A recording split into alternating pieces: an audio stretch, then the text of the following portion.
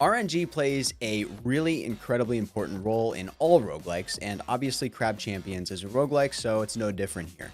But unlike many of the others in the genre, Crab Champs gives players a pretty good amount of control and freedom and ability to bend RNG in their favor with the way that you can choose your portal choices, and the portals are related to various loot pools within the overall loot pool. Weapons, abilities, and melee weapons all have their strengths and weaknesses, so choosing portal types based on the build you're going with, or at least the build that you've kind of stumbled into throughout your run, is extremely helpful. But even then, RNG just can and will screw you over at times. That's how RNG works. It's truly random and it's not always going to go in your favor. So how does a player deal with what they consider bad RNG? Before we get into it, I'd like you guys to help me out with something. See, I don't know if you noticed, but sideburns have gone missing. I know, I'm turning into a bit of a conspiracy theorist because I think all the Floridian barbershops are out to get me. So, if you happen to be in the Florida area, let me know, man. If you find the sideburns, I'm on the hunt. They've ran away. We gotta find these okay? Anyway, as a player with over 500 hours in Crab Champions, if you count the closed beta period, I kind of know what I'm doing here. I'm pretty keen to good strategies in this game and how to avoid succumbing to the bad RNG and just losing runs because you didn't get lucky. I'm by no means the best. That's not what I'm saying. But I am here to give you some pretty helpful advice on how to deal with this bad RNG problem that so many of you seem to have. First off, as I've said in past videos, and I'll continue to say in future videos, movement is key. The SHMOVEMENT. Oh my goodness. Look, I understand. Having an incredibly high DPS build that can one-shot everything, including elites and bosses, is obviously the goal. But just like RNG can screw you over, RNG can give you those god-tier runs.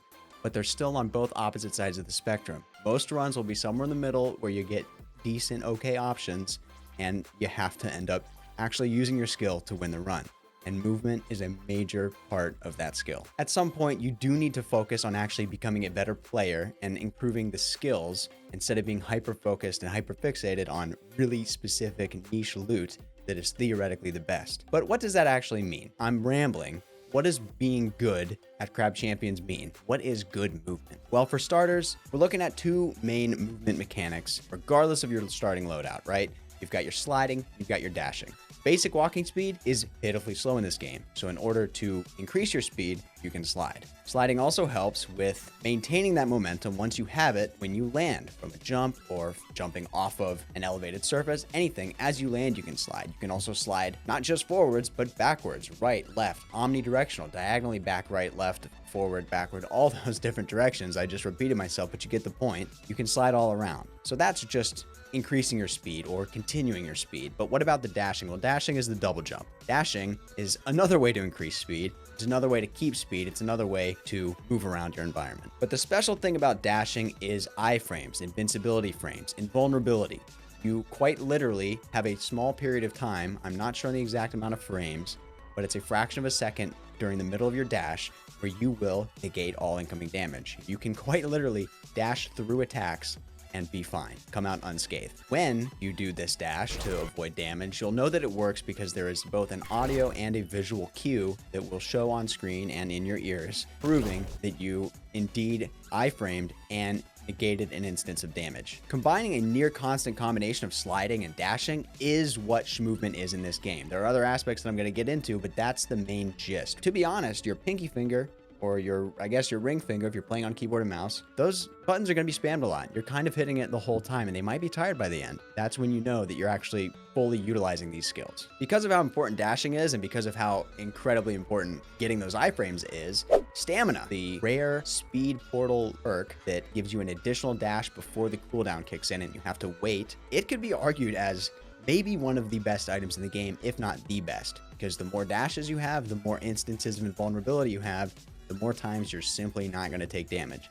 When the game turns into a bullet hell like it inevitably does, that is very, very helpful. Truly never a bad idea to have this one in your inventory. Even if it's only one level, it's going to make a difference, especially when your DPS is falling behind. So I mentioned there are other movement mechanics. Let's get into those. A third one is only available to non-dual wielding weapons, and it is what happens when you aim down your sights, when you ADS while in midair, like during the middle of a dash. Your character, your crab, kind of does a little bit of a slow motion for a few seconds while the rest of the game obviously continues at full speed. This completely and utterly throws off enemy projectiles. They seem to track your location when you're on the ground and then where they think you're going to land. So there's some sort of arc going on, and when you all of a sudden slow motion, that arc changes, but their projectile is already going, and it's going to miss you. That's all there is to it. Plus, when you're in midair, you can employ the dashing to iframe right through their attacks. Let's say if they're shooting straight at you and you're jumping forward instead of sideways, right? I personally put a lot of value on this slow motion ADS. It's one of the reasons why I think the dual pistols are one of the worst weapons in the game, despite being pretty middle of the road from a statistics standpoint from the base stats level of the game. Losing ADS is a huge downside in my opinion, and many other weapons do exactly what the dual pistols do, but better, and still have ADS. One final movement thing that we can touch on here is kind of the movement that gets opened up through various abilities and melee weapons. Right now, it's just one ability and one melee. We have the grapple hook, which is obviously a movement focused ability, and we have the hammer, which allows you to do a slam attack, and if you time it right, you can dash out of that slam with increased momentum. So yeah, the grapple hook, pretty self-explanatory. You grapple hook around, it's kind of just like a boosted dash almost. You really won't have the DPS going with your ability. If you're going for an ability build, maybe don't pick grapple. It's kind of odd where things will spawn where the grapple lands, but if you're using the grapple hook for movement, you're probably shooting it up high to gain movement, gain a tactical advantage, get away from a strong enemy, etc. And then it's going to spawn bubbles up there, or an aura, or a clone grenade. It's just kind of weird. If we move on to the hammer though, this is the very interesting one. It's relatively new, although the hammer's been in the game, and this mechanic, so to speak, has been in the game since the hammer's been in the game, right? But more and more people are catching on. To put it as plainly as I can, basically when the hammer slams down, you bounce up a little bit before landing and moving on. If you were just to hold W after that slam, you kind of slowly land and keep moving. If you do almost a 180 and a backwards dash, you get a crazy momentum boost from that slam attack, and it's actually way, way faster than anything else in the game, to my knowledge. So all in all, you couple your slides, your dashes, maybe you run grapple, maybe you run hammer, especially if we're talking about like a solo, maybe a nightmare or a true nightmare scenario, you have all these movement mechanics at your disposal, you should be able to avoid most instances of damage. That's all there is to it. And it does take time. You're not going to get this overnight. I know that really long drawn out fights stink and it's best to just have good DPS, but sometimes you're not going to get lucky and you will have to rely on skills within the movement department in order to outlast the fights and win, even if you're slowly chipping away at their health over time. That's the power of good movement. I'm honestly fully convinced that you could grab 0 loot items for an entire run, solo, true nightmare, and still win through the boss fight if you have good movement. And I'm pretty sure players have already done it in the community. If you have, let me know. Maybe link your video. I'll give you a shout out. That doesn't mean much because this channel is tiny, but you get the point. I mean, it's impressive. I can't do it, but I'm convinced it's possible, right? So I've talked about movement a ton.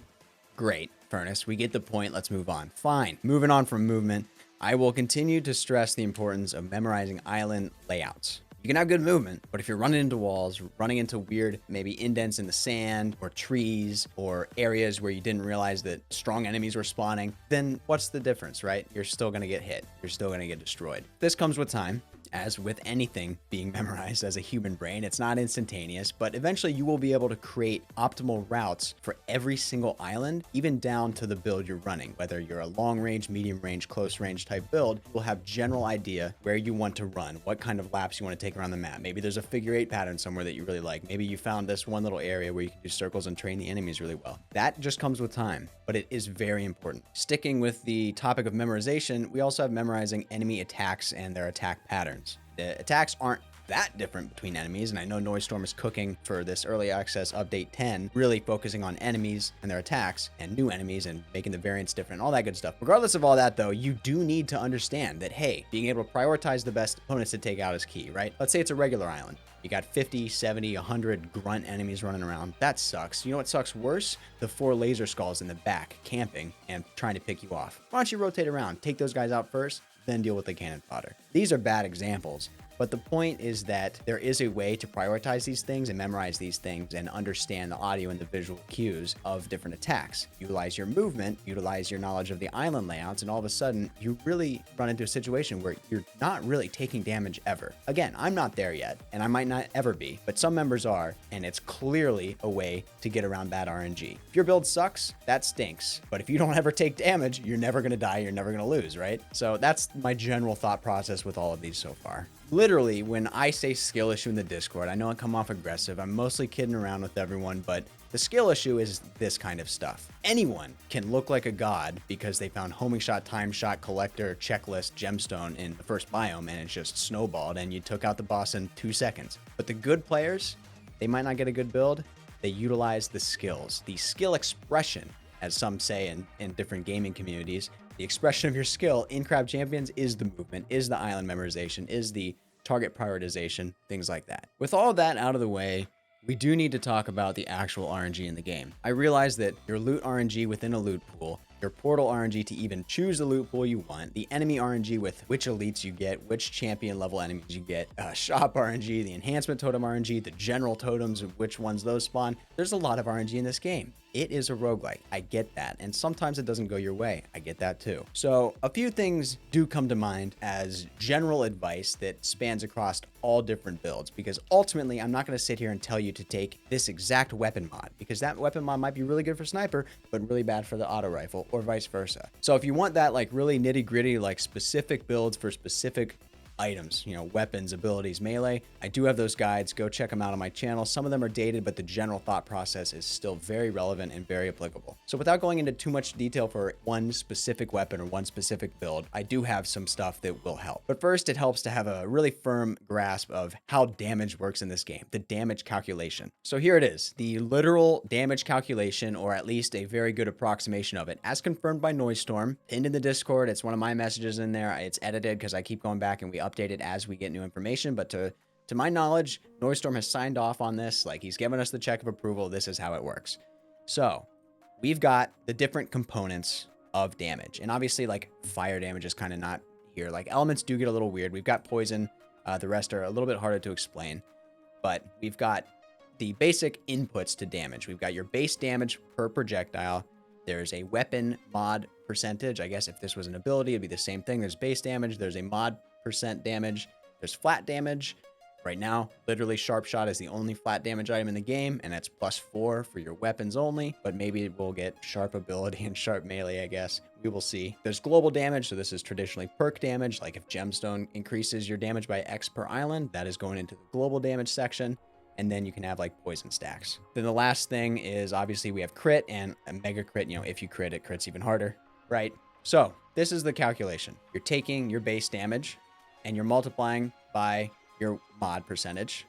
So if we do nothing, let's say I've got 10% here. Look at that. Look at that result, 110. That makes sense. We got 10% increase with a base of 100, 110. Nothing else is happening. Then you take that calculation and you add your flat damage. Again, this is just going to be sharp shot. So let's say I have one level of sharp shot. It's 4. There we go. Actually, let's just leave this at 10 to like see how it builds out, right? It was at 110. Then I got a sharp shot. Now we're up to 114. That makes sense. Then after all that calculates, we add in our global damage. Let's say you've got yourself, I don't know, collector, and for some reason it's at 12%, which I don't know if that's actually a possibility, but here we go. Now it's basically 100, 110, 114. It's 114 times 1.12, which gets this number. And I guess I'll just reduce because it's going to round to the nearest number, right, in game. Then we've got a crit multiplier. So right here, if I was critting, there would also be a ×2 here. So it just doubled. And then, oh, we've got 100 poison stacks applied because we've got poison shot level 1 and it procced a couple times. And that's effectively doubling your damage, which is pretty strong. Now, poison does have a stack cap. It was snowballing a little too hard. You'd get hundreds of thousands of stacks and you just instant kill everything. I don't know what that cap is. It doesn't matter. It's still really strong. The fact that it comes at the very end of the damage equation, you got all these things adding up, multiplying, and then boom, on top of that, massive percent increase. So that's the general way that it works. So if you got a sniper with 100 damage per second, you know, 1 shot per second at 100 damage, and then let's say you've got a handful of items and now you're up to 150 weapon mod damage. You've got like 3 sharp shots up to level 3, so 12. Then you're global. You're doing really well in global. You got 450%, and then you're on a boss fight, so you're able to apply 7,000 stacks. Wow, 200k damage. Let's say you don't have poison, right? Ugh, 2,800. Poison's huge, but also there's a crit in here. Let's say there's also a mega crit, so there's a ×3 in there before the poison. Boom, at 3x. Then you got 100 poison stacks, which is going to double. I'm rambling, but this is the general way it works. So you'll notice that there are things that calculate at the beginning of the equation. There are things that calculate at the end. But the real point of all of this is that you do not want to hyperfixate on just one aspect of it. You don't just want global damage. You don't just want poison and crit. You don't just want weapon mod. You want a little bit of all of it. Obviously, make all the numbers go up. No shit. But try not to literally avoid weapon mod damage or avoiding global or avoiding crit or avoiding poison. All of it is good all the time. Now that we have that all out of the way, we can understand the next few things I'm going to talk about with loot, prioritization, and all that good stuff, right? So I said I wasn't going to go into specifics, but I'll go a little bit into my mindset that works for all builds. And you won't necessarily see me deploying this mindset in all my videos because I do just kind of go for goofy stuff sometimes. I just want to stack torpedo shot to the moon and see what happens. But if you just want the best build, you just want the biggest number of damage possible, then these next few things are going to be very helpful. Early game decisions are more important than late game decisions. That's pretty obvious, but ultimately things do not snowball unless they start early. If you start getting good things on island 35, the loop did, and you're falling behind on the damage per second because the loop scaling and all this stuff, like you're probably not going to make it to that diamond win. But if you start finding things like gemstone in island 3, gemstone in and of itself with only one level doesn't go up that much per island. But if you have 50 islands in front of you before you take that diamond victory, it's going to add up to a lot of global damage. It's situational, right? Even some of the best damage increasing weapon mods, let's say something like time shot or homing shot, or I don't know, sharp shot a couple times on something like the AR. That's really good if you're able to find it early and level it up. Just keeping it at level 1 because you found it late, not really a huge difference. So how do we do this? How do we kind of leverage mechanics of the game, the way that loot pools work? How do we make it so that we have the best opportunity to get the best items and get more of the best items? More loot, more times. Well, you increase your loot options and you increase the number of chests you get and you increase the opportunities for anything to spawn loot. So the first one and the easiest one is Driller. Driller went through a rework. I really don't know how long it's going to stay brokenly good. I don't know if we can actually consider it broken, but it is very noticeable, even only at level 1 now. It used to be kind of meh.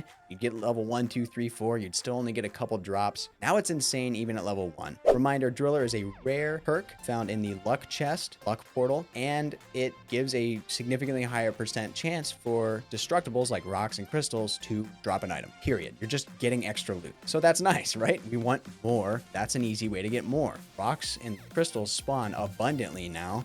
I swear there was a period of time where the game kind of like, you got like 1 or 2 per island. Now you're getting like 10 plus per island. That's 10 plus opportunities every single island to get additional pieces of loot. Take Driller. Speaking of the luck portal, the luck loot pool, we got a lot of things in here. An epic perk like Double Vision gives you a chance at an additional chest every single island. Performance bonus, same thing, an additional chest if you go flawless. Use that movement, and going flawless really isn't actually that hard. Rare treasure, it is legendary, gonna be harder to find. Rare treasure allows drops from any enemy, period. Doesn't have to be a destructible rock. Literally just, you're taking on hundreds per island, you're going to get a couple extra items. Faulty chest, another legendary from the luck that gives you a chance to take an additional item per chest. Like you'll take an item and the rest of the stuff won't go away. It'll stay there and then you can take it again and then it rolls and potentially procs again. And you can get to the point where you're straight up taking every item from every chest. So faulty chest, sounds good on paper, but you only have 3 options per chest. What's with that? Well, incoming skill portal items like big chest, also epic. You'll just get an additional option within your chest, which even if you don't have faulty chest, more options equals more opportunities to avoid bad RNG. You get 3 bad items. Oh, well, now there's a 4th. Are you really going to get 4 bad items that don't work for your build? What if you get multiple levels of big chest? Are you going to get 6 or 7 bad items for your build? Probably not. If we stay looking at the skill chest, then we also have a legendary perk bonus chests, an extra chest per 100 kills at level 1, more chests as it levels up. Care package, extra chest every 4th island at level 1, more chest as it levels up. And then we have relics like the coral amulet, which is the exact same as level 2 big chest, 2 additional things right there. And I don't think it's very hard to get. I think it's only a rare. So that's easy to find. I mean, relic portals used to be really hard to find. I find them all the time now. Not sure how that's going to stay the same forever or not, but if you find relics, there's a good chance you'll find that. Ultimately, some combination of 1 or 2 of these items at 1 or 2 levels will result in you having more chests over the course of a run and getting more items than you would traditionally get over the course of the run. It just adds up and it snowballs. You see people one-shotting the giant boss on 28, it's because they just simply have 5, 10, 20 additional levels of loot. That's all there is to it. I think the one other way to kind of hit this same goal, but from a different angle, is econ. And I've said this in past videos, and again, I'll continue to say it in future videos. Sometimes you're not going to get luck chests. You're not going to get skill chests or the portals, right? But maybe you find econ, and econ is where you can just, you don't get much during your actual action islands, but then you get to the shop and you buy it out and you can buy what you want. I get it. There's still RNG in the shop. Your pedestals won't necessarily give you what you want, but the opportunity to just buy things you need is huge in my mind. And let's be honest, it's extremely easy to increase the number of shop pedestals, the number of shop options, with a rare relic like Tony's Amulet, which is like 5 extra freaking options. It's insane. Or another rare called Special Delivery, which is a single additional pedestal per level. Special Delivery is found in the econ loot pool, so right on topic here, you can get increased earnings and additional items in the shop. Even Clearance, which is a legendary perk and I generally think is meh. At the same time, it gives a guaranteed 75% discount at the shop. Even if you don't like the item, buy it and then salvage it. It'll salvage for more than you purchased it. That's just free money. In general, though, obviously with econ, there are so many different perks, relics, and greed perks especially that just snowball your econ. And when econ gets snowballed, you can traditionally just buy out the shop, get all the good items that you may or may not have found during a traditional island, and then you're good to go. I think the last thing I want to talk about with this topic of bad RNG is that I really dislike the discussion of like best item versus worst item in the game. I know it's in human nature to rank things. I rank them. I'm going to keep doing tier lists for the weapons, but this game is pretty well balanced and the loot is pretty well balanced, and most loot has really good use cases depending on builds, and some of them are more niche than others, right? Sharp Shot, for example, is really good for minigun, really good for lasers, really good for the full auto, but kind of garbage on the rocket or the sniper. So keep an open mind, keep playing the game, try out new things. When you go into a run hyper fixated on finding 3 or 4 items that people in Discord or your friend group or YouTubers or Reddit, like they tell you, oh, you have to get X, Y, or Z, and then you put up your blockers and look for X, Y, or Z, and then you don't find it and you blame RNG. But it's like there's 250 some items in this game, 280. I don't know the count. There's a lot. Like the chances of you finding exactly what you want to find are low. You got to roll with the punches. You got to try new things. Open up your mind. Roguelikes are more about taking the hand you're dealt and creating a build with what you get early than brute forcing the build that you ideally wanted to have going into the run. God damn, that was a good line. Like obviously, yeah, finding Time Shot, Homing Shot, Collector, Supercharged, Ring of Dividends, Coral Amulet, Checklist, etc., etc., etc. These are good items. They're probably going to be good for every single build. I get that. And obviously, not finding any of those throughout an entire run is like really unlucky.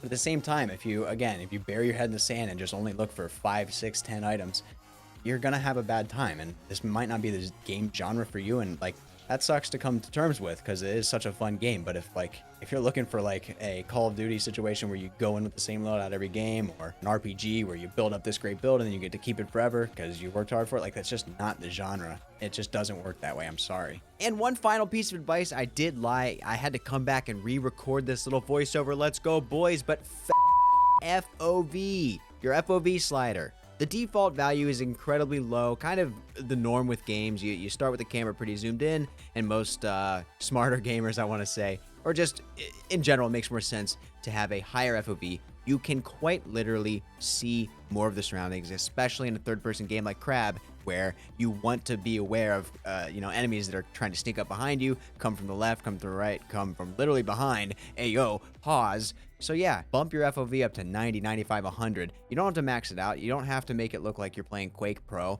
or Doom or Minecraft on crazy FOV, right? But somewhere above the base of like 80 or whatever it starts out at is definitely a smart idea. RNG is by definition random. I'm beating a dead horse here. It's repetitive, but there are people who need to be told over and over again that like that's just how it is. Like blaming RNG in an RNG based game is a skill issue. Work on your movement, keep playing, try out new items, try out unique builds, different builds than the 3 that you see everyone run, and you'll come to find that there's a lot more variety to games like Crab Champions than you think. That's all I got on this topic. Hopefully this was helpful, and if it was, please like the video. It does help me out. Subscribe for more Crab Champions content. I'm your guy, and hopefully I'll see you in the next one. Take care.